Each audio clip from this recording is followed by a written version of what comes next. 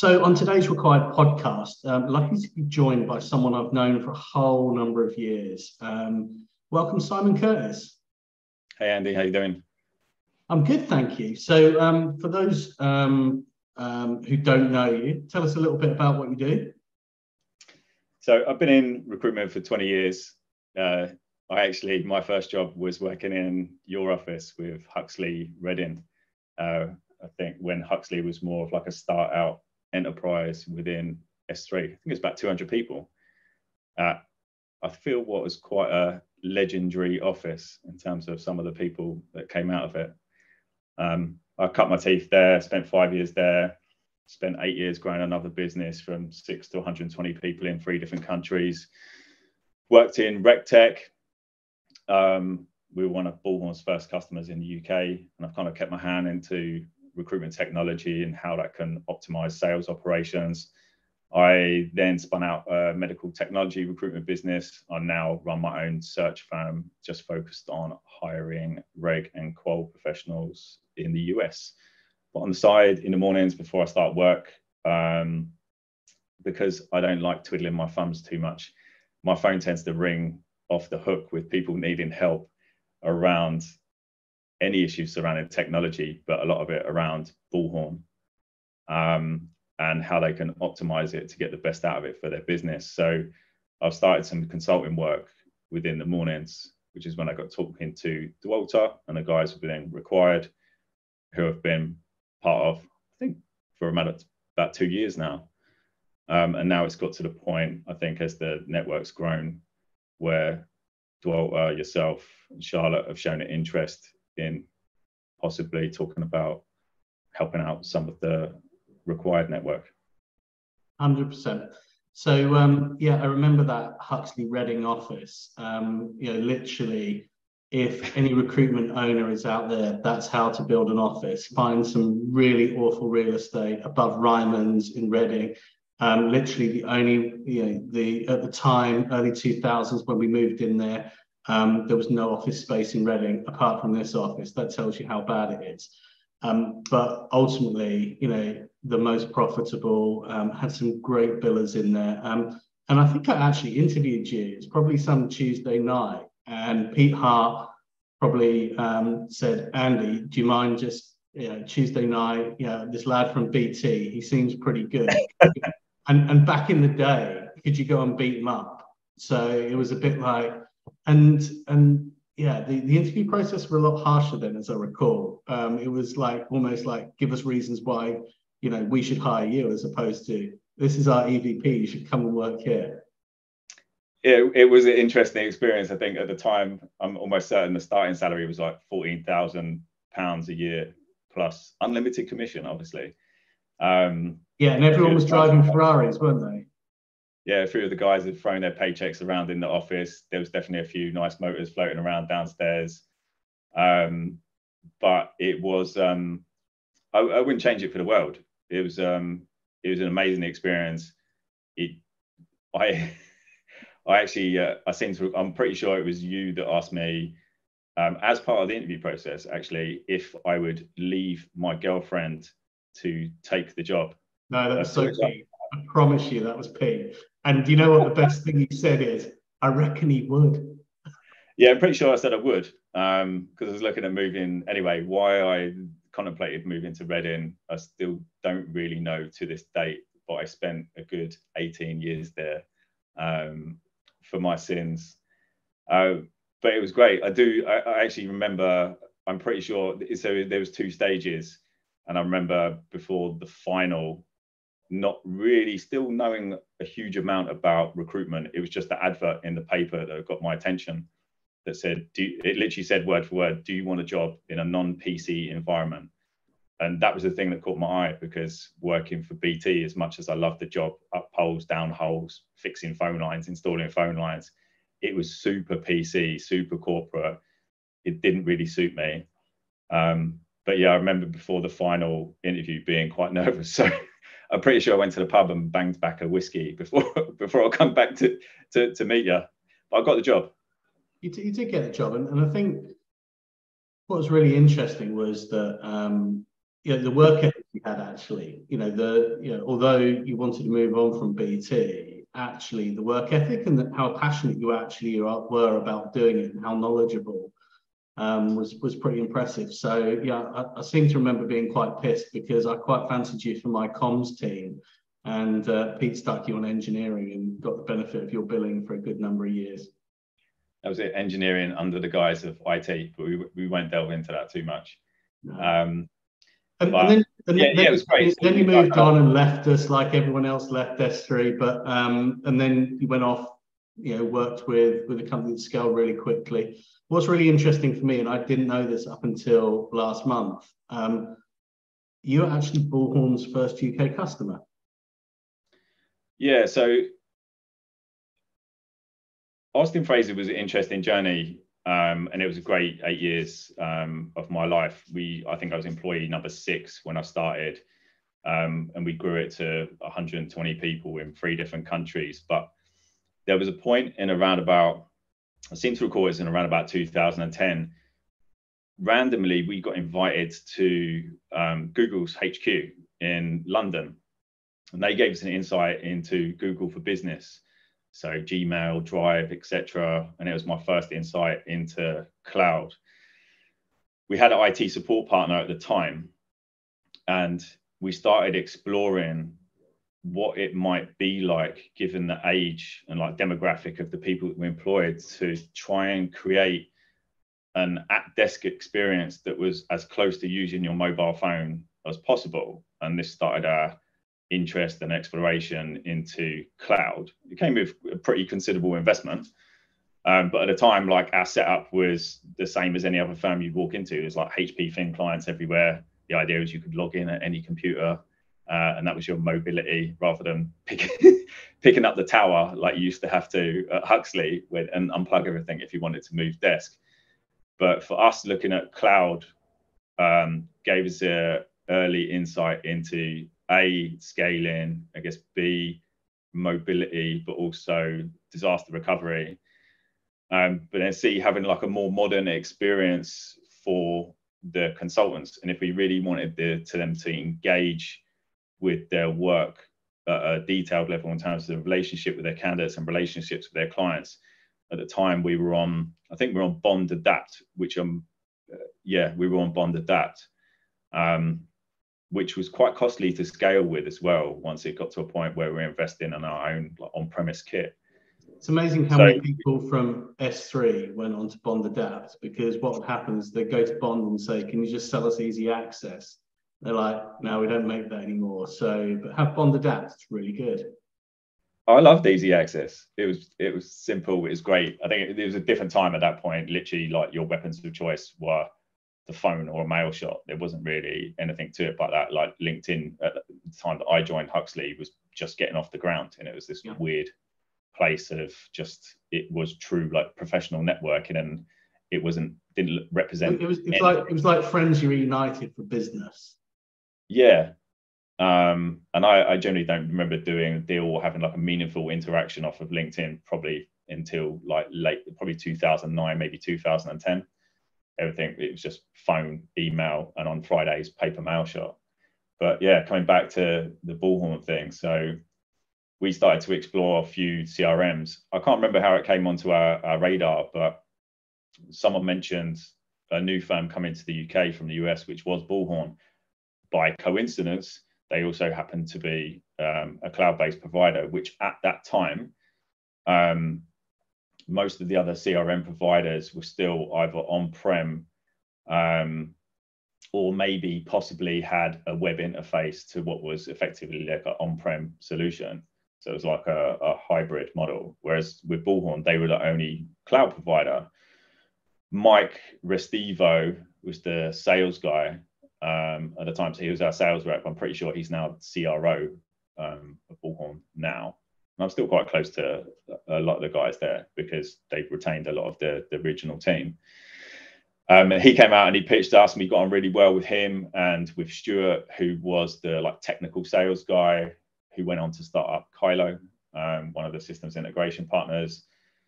And for us, it just slotted in perfectly to the plan to create that at-desk experience that we were after, but also significantly reduce expenditure per head. So that although there was quite a considerable upfront investment, we went with Max for everyone, cloud everything. We went to VoIP like really early days. There was quite a considerable outlay, but when you looked at the crossover point of where that investment started to come back on itself in terms of the cost saving per head, we pretty much slashed it by around about 50% after that initial 1.5 year outlay, and had an exponentially better experience that we could take anywhere in the world. And I think to this day, I look at it, and it making some of those choices did enable us to start looking at other locations and other countries quite quickly. Exciting stuff. So once you've done all that, fixed all of that, scaled up, what's really interesting for me is when you went on to your next challenge, you didn't go and to another recruitment company. You went and worked for a Bullhorn systems integrator. Yeah, so I left Austin Fraser and went on to work with Kylo. So interestingly, Kylo was being run by Stuart, who was our technical sales advisor when we actually went with them in the first place. He'd gone on to set up one of the first proper systems integration partners who would take people onto the Bullhorn product, set it up for them, train them, and even look at, they started building out some apps, which me and Stuart had been talking, well, we talked on and off, and we still do to this day, about how some bespoke applications could possibly be built to enhance the experience that you have in Bullhorn and solve some simple challenges for businesses that maybe had a slightly different model. Bullhorn was obviously born out of the States, where at the time it was pretty much like a 180 model. You've got resources, you've got BD people, whereas the UK was very stereotypically 360.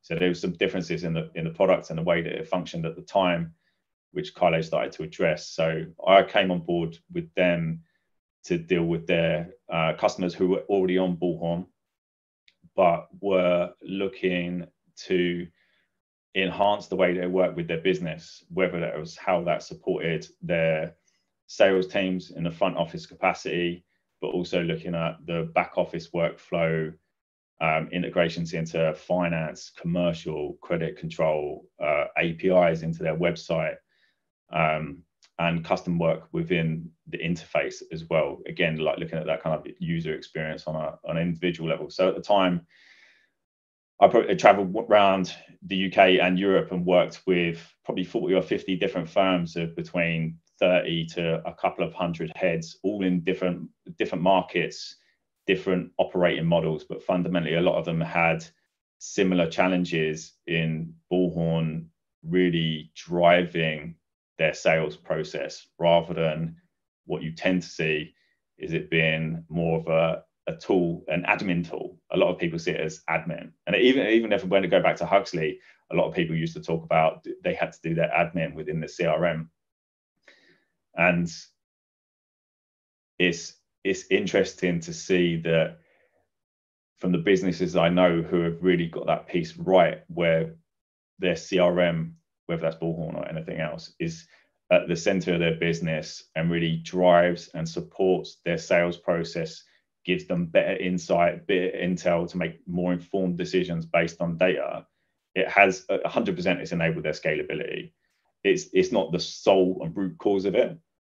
I think your people are fundamental to that growth. Your processes are fundamental to that growth, but your choices in product and technology are fundamental to that journey as well. And that takes you through into I think M&A and investment as well. But look, that's not 100%. That's not my area of expertise. I'm pretty sure you know more about that than me. But if anyone's interested in buying your business and they want to look under the bonnet, they're going to want to see that there's some substance to it. I don't disagree. I think actually, if you didn't know recruitment and you looked outside, so I always used to describe S3 as we actually do two things. If you didn't know what recruitment was, effectively you're a data processing business and you're a contract payment process. And actually the people side of things sits on top of that, and I completely get that. But the core fundamental process of a recruitment company is to match. And for that, you need data. The more data you've got, the better. And the better you are at creating that match, the more matches you'll make. Yeah, and I think I definitely didn't realize it at the time, but subconsciously, I think that's where some of that best practice was built into me. I remember starting and being asked, it's like, right, here's your KPIs. Off the top of my head, it was I'm pretty sure you had 60 managers a month, you had 100 candidates a month, 20 references a month, and then all the others around like specs, CVs, etc. But those three elements in particular, so the references, the candidates, and the managers, the sole focus was around the quality of that information and how you coded that up to make it structured and accessible within the database. And it was scrutinized at the end of the month. It was that your MBR was literally like looking at the data that you added, what you've done with it. And it was fun. Probably not until sort of month 3, month 4 did I really start to see the benefits of going through that exercise, because you just going through the motions at the time. You were doing what you were told to do. Here's a list of people, call through them. For the ones you get through to, code them up, get their references, get their manager name, etc. Build. Then all of a sudden, like, you pull your first job, and the first thing you do is go, well, hang on a minute. Now, I was working a contract desk at the time, so everything's about speed. It's like, okay, so the first thing we're going to do is going to revisit all of the candidates that you've added. I've got their availability date because they're a contractor. I've coded them up with all the skills that I know that they've got now. And I just found I had this instantaneous access to the best people that I'd already spoken to and those that were available. And it enabled me to do some deals super quick, to the point where I'd say to this day is I was never the best salesperson in the office. There's a good handful of people or more, probably including my wife actually, who worked for you, who were they were more natural sales people than I was at that time. What gave me the edge in my market was having that instant access to quality data. And it ended up, we were talking about this before, but at the AGM, I got invited to speak about making money out of data. And I think that really set me out on a journey for the rest of my career. And it's something that's really stuck with me to this day. Yeah, look, I'd agree. I think to be a great recruiter, you've either got to be a great salesperson, and we all know some of those, but some of those great salespeople aren't great with data. You can be great with data as well. The best salespeople I've ever seen, combine both of those things. They're super organized. They know their candidates, they know their clients, and they can get to them when it matters. And so you're right, on contracts that matters more than anything. So in a world that's sort of, everyone on LinkedIn recruiter, does it matter these days? I've had this conversation with a lot of clients recently. There's two in particular I'm working with, and like LinkedIn Recruiter 100% has changed the game, because it's leveled the playing field. You basically got access to what is a relatively enviable dynamic database, and it's that dynamic aspect that makes the difference, because the candidate is in control of their own profile, both in terms of the information they add, the skills they add to that, the references that give you deeper detail on people who will vouch for that person, that gives you a trail of information. But then you've got this open to work button as well, which is like the magic button that everyone follows. But I know the reality is everyone's got access to that.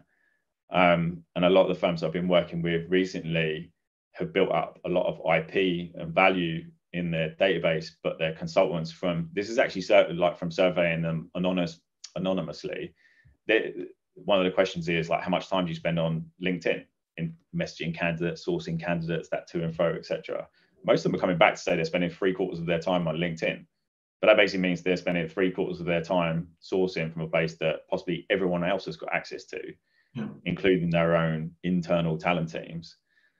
And then on the flip side, like the firms that I see approaching, if you call it that sourcing challenge best, are the ones who are not only nurturing LinkedIn, but their own database, their own network and maybe those more like old school methods as well around like referrals, etc. Because I think particularly more so in the last year, since the rise of the messaging bots, scrapers, etc., the response rates on LinkedIn email have gone down like across the board. Mine personally would always be around about 40 to 45% acceptance rate. At the moment, they're running about 18, so it's less than half of what it was. And that's a problem. I think that's a problem that's being felt across the board. I think interesting as well, given the acceleration of automation tools that can take away some like low value tasks, the scraping piece, and now AI is like the hottest topic right now. And that's not just in recruitment, but almost in every industry. I think the unique challenge it presents to recruitment for firms that have been around for 6-7 years or more is how they adapt their current setup to be able to accommodate technology like automation and like AI that can process and dive into data at a different level, different speed, if it's not built on solid foundations. So some of the work that I've been doing more recently is trying to build those solid foundations so that when you want to lay that AI piece over the top or that automation piece over the top, is doing it with good quality information, solid processes, deep insight, and actions that the salespeople are actually, they're bought into doing because it helps drive their business. So it is that technology is not the answer to everything. It is the most talked about topic. You can go in any one of the required groups. Technology is the most talked about topic, whether it's CRM, whether it's AI, whether it's automation. It is the most discussed topic. And it's so easy to get drawn into seeing the magic of technology and what that can do for you. But quite often you get so drawn into that sales process, it doesn't actually solve a challenge that you were looking to solve in the first place. And then you get this kind of spaghetti-like setup where you've got all of these different tools that have maybe got a lot of overlap, etc. That now all of a sudden, coming back to that like cost per head, your cost per head is ratcheting up, but maybe the results that you're getting from that in almost all instances is no greater. And I've had this conversation with Gary Eldon, who's the like CEO of Huxley. It's like, with all of these tools that are out there now, are people actually billing anymore? And in the vast majority of instances, the answer is no, which is why I think it's really valuable to really look at the tool set that you are utilizing, how appropriate that is for your business. Is it ingrained in your processes? And how you're going to grow and how you're going to scale with that. So there's a lot to unpack there. I mean, typically what would happen is we'd always get pitched a piece of technology. And you're right, it was a problem we didn't know we had, but it felt like shiny. It's like going to the supermarket hungry.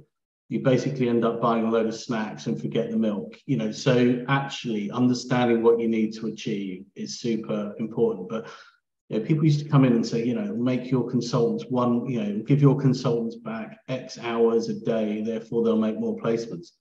Didn't move the dial at all, and I would have put it 3 CRMs at S3, and did it improve things? Yeah, but did it ultimately improve that productivity or change the needle significantly? Probably not, but it just kept us up with averages. So I think you make a really good point there. You can't just throw technology and expect productivity. You've also got to manage the productivity as well. Yeah, I think more so now, or more so this year, I've spoken to a lot of people who are looking to adapt their model, whether that's to move from 180 to 360 to 270, whatever flavor label you want to put on it, to move into account management, to exploring different verticals. is quite often a lot of these decisions are being made without taking consideration to how that's going to be supported within the tech stack that you've got. And it doesn't just come down to technology, but it also comes down to you've got three layers. You've got the people. Fundamentally, nothing happens without the people. You know, you've got to have good people that are going to convince candidates to move from A to B, clients to work with you in the first place. You've got the processes that support that you're going to want to continue monitor, understand, test, measure, learn from those processes. And then you've got the products, and the products is the technology. Bullhorn for me has been the product I've stuck with all along, because without speaking for any other firm, for me, they've showed the most innovation, and because of their scale, they get feedback from so many different angles. They're just constantly tweaking their product to help it accommodate like some of the needs within their market. But also, they've got the marketplace as well, which you kind of got infinite choice from. But you've got to have those three elements in place, because quite often there's loads of chat going around in the RecWired group. Quite often, people considering they're moving from one CRM to another. My response to anyone that's moving, particularly when you consider the investment and the disruption, and if you were to actually model it out, what that actually looked like in real terms is normally quite substantial if you're over 20 heads, is what are the top three problems that you're looking to solve by moving CRM? And normally what happens is you're met by just stone cold silence, because they don't actually know, which leads you back down this path of looking at technology through the lens of like a widget. And it makes the sales process makes you feel warmer about that product, because you feel more engaged. They'll talk about the product journey with you. They'll take on board your feedback and tell you that, yeah, that's part of the roadmap, etc. But the reality is there's not a CRM out there that's not going to need some tweaking, whether it's some tweaking of the product itself or tweaking of your processes to be able to drive that through the product. And if you really want to get it to work, it's about getting those three elements to work together. Technology doesn't really solve it's not going to change the way the world spins as far as your business is concerned. But if you can get those three elements aligned, it really can. And I've seen it do that with a couple of firms recently. Oh, that's good to know. I was a massive advocate for using data, and a lot of what I do is around, I think as well, the firms with big amounts of data but trying to get the use out of it. So I think what's really exciting is recruitment firms actually have all this data, and actually it's not particularly being well looked after. I think more and more you're going to see with some of these large language models and search technology, probably not going to matter as much as it once did. The finding of that data should be relatively straightforward, but it's how you use it, the context of how you use it, it's going to be even more important. Yeah, the context is fundamental, because whether it's AI or whether it's automation, and they're two different things. But if you look at and I guess with AI, you've kind of got two different versions of it. You might be mining data, running drip campaigns, whatever it is, outside of your environment to bring it in. But then there is also the aspect of using AI within your existing environment. And I guess this is where it gets more interesting and more challenging for recruitment businesses that are established, and maybe where the staff, the consultants, back office as well, maybe aren't as engaged as they should be with tracking it's not about admin, it's about tracking all of the key parts of your customer's journey with you, whether that's your candidate, whether that's your clients, whether it's your contractors, is making sure that all of those key touch points in your sales process are tracked to enable either AI or automation to perform better for you. Because if you take automation as like a good example of what was Herefish inside of Bullhorn is now Bullhorn Automation. From my point of view, is 100% like one of the most powerful, like game-changing tools out there, that can take away a lot of those low value, high volume tasks, repetitive aspects, and the administration that what our fundamental salespeople are doing. And recruitment's different in that way from almost any other sales role, where you've got a lot of support around you, feeding information in, you've got a marketing function, etc. With recruitment, you have to wear so many hats. Now there's so many different areas now to get data from, so many different methods of ways of communicating and interacting with people through infinite different platforms. But when it comes to your own environment, if you can't automate anything without having a systematic way in which you trigger that automation, because if you've got consultants performing the same task, so let's say it's like a spec CV send out, and you want to automate some follow-up off the back of that, if your 60 consultants are doing that in 5 different ways, the automation's never going to work. So you've kind of got to look at like reverse engineering that problem to a way of, okay, it's not about the technology, about the administrative aspect of it. It's like, what is the best way to spec candidates out to our clients? What's the slickest, most easiest way to do that creates the best experience for the consultant, but also delivers the most presentable solution to the candidate? If you want to automate anything off of the back of that, it has to be done in the same way. And that's where a lot of firms struggles, particularly the ones who have grown really fast, because the kind of that systems piece has always fallen to one side. They're focused on bringing in the right salespeople, bringing in sales, etc., growing the revenue. It's only when, I guess, you start to shine this light bulb of, actually, we've got technology now that can take away some of those low value tasks, is that you have to get those baseline fundamentals right.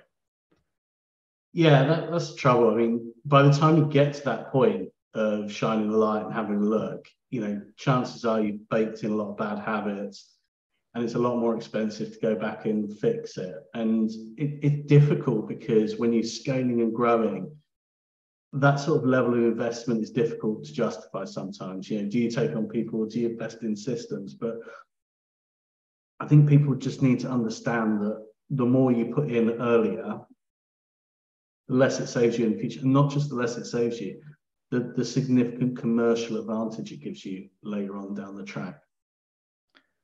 Well, the modeling is interesting if you can invest the time and insight into looking at producing something that's going to give you insight into the reward of making an investment, whether it's automation, whether it's AI, new CRM, whatever it may be.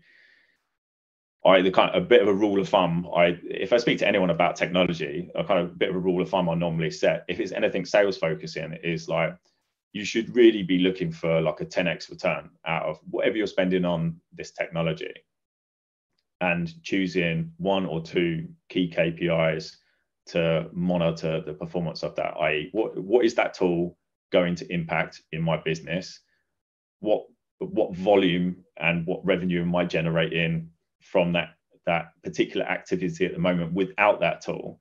So if I add that tool, I'm really going to want to get 10 times more out of it, whether it's 10 times more applications, 10 times more response off of my spec CV send outs, 10 times more managers converted, whatever it may be. But it's like looking for that multiplier effect and really keeping tabs on that, because a lot of tech they can be really low cost. Like some of the tools that are out there at the moment are literally like, I don't know, they're like $10 a month. So it can be like an unnoticed cost. But as you start to layer some of those on top of each other, maybe some of which are working at cross purposes, the cost can ratchet up quickly. And again, if it's not making a difference to your results, there's some questions to be asked there. So to look like, what are you really looking to impact? How are you going to measure that? And to then monitor the results. And I monitor it over like a reasonable period of time, so like 3, 6, 9, 12 months, and use that to drive your decisions as to whether you're going to stick with it or whether it's something you're going to grow around. I think when it comes to Bullhorn and these tools, the most interesting conversations we're having at the moment isn't just about the tools and the process, but it's the people aspect, and how a lot of firms are looking at changing the responsibilities of their staff to focus on specific parts of the sales funnel, whether it's candidate sourcing facing or whether it's more in your business development, because of the speed that these things can now execute. It kind of makes sense to think about, well, should we just focus someone? Let's take candidate sourcing as an example. It's like, should we just focus someone or a team of people on that top of the funnel solution in bringing those candidates in, and should we let the recruiters sell? So, because if, going back to what I said earlier, if my recruiters are spending 75% of their time on LinkedIn, how much time are they actually spent selling the opportunities that I've got with my end clients or selling to my clients about our services? Well, the reality is it's going to be reduced. So it's like, the question is, well, can you, with some of these new bits of technology in play, can you look at the responsibilities across the team and start to chunk that out so that you can focus on specific parts of either that journey or that funnel to squeeze more out of it? Because you're building up more knowledge with the individual or individuals who are running that particular part of the operation. Therefore, it's going to be easier to tweak and easier to get feedback on. But you also, because you're focusing more resource on top of it, as well as the technology, you're going to be able to see the results faster as well. So last question. 20 years ago, or you started in recruitment, or maybe a little bit longer, if you were starting... it's pretty much, I think it's 20 years ago, New Year's Eve this year. I moved to Reading on New Year's Eve. It was actually, I nearly turned around. I drove. So yeah. What would you do if you were doing it again? What would you do differently? Sorry, if I was to do what again? If you were starting your first day as a recruitment consultant, knowing what you know now, so anyone on that, starting on that journey now, what would you advise them? What would you have done differently? I'm not sure if I can say what I'd do differently, but I could tell you what I would do based on what I've learned, because effectively you're looking into a future state rather than correcting the past. But it's 100%. I would look at the operating model and the functions that they perform, because I think possibly with the exception of outright search or firms that are doing like account management, where they or RPO, in that kind of core space where it's traditional like 360, 360 or resourcing BD, is looking at how am I building those functions across my business, and at what point in that candidate's journey am I focusing on? What tech can I possibly use to take out some of that human element without compromising my salespeople, and still feeding them the best intel about the best candidates, the best clients, etc. And to look at setting metrics both on the candidate side as well as the client side, and I would imagine like the job side as well, to decide the key metrics I'm going to monitor to ensure that we're making the right choices with both how we assign those people, the tech choices we make, and also looking at the cost per head. And I think most recruitment firms will look at the cost per head, how many actually strip that out into the specifics of where that cost sits, i.e. in support staff, IT, etc. But Dwight was good friends with Joe Mullins, who runs a firm in a search firm in the States, who also work in medtech. He's been building that business for 30 years, and I think he spent about the last 6 refining what he calls the search ops process. They're doing over £1 million a head. There's about 15, 16 recruiters there. And through that journey of time and really looking at their processes, their tech, but also the responsibilities of their people, they've been able to build like a phenomenal business where their recruiters are doing what recruiters should do, which is they're being the salespeople, but they can collaborate remotely and efficiently by understanding what tool does what within the business, who does what within the business, and where they slot into that and where their responsibilities are to drive it forward. And like 30 years or not, their results speak for themselves. And I know he'll tell you the same thing, that their investment in search ops has made an exponential difference to their business. Good to know. So Si, if someone wants you to come in and sort all this out for them and turn them into $1 million head billers, stuff like that, by using all their systems and automation, how do they get hold of you? You can just drop me a note on LinkedIn. My contact details will be on the RecWired platform as well. So you can get a hold of me through there, but just drop me a DM on LinkedIn. I'm pretty sure my cell number is going to be on the RecWired website as well.